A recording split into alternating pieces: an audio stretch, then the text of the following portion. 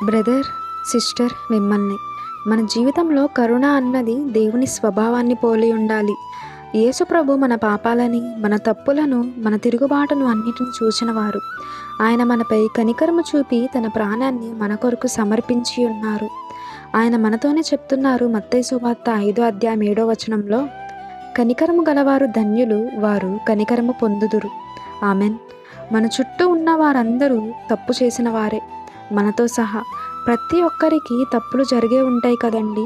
మనం ఎంతగానో ఇష్టపడి ఎంతో నమ్మకం పెట్టుకున్న వారు మనల్ని బాధ పెట్టి ఉండొచ్చు, మన పట్ల అన్యాయంగా ప్రవర్తించి ఉండొచ్చు, మన హృదయాన్ని గాయపరిచి ఉండొచ్చు.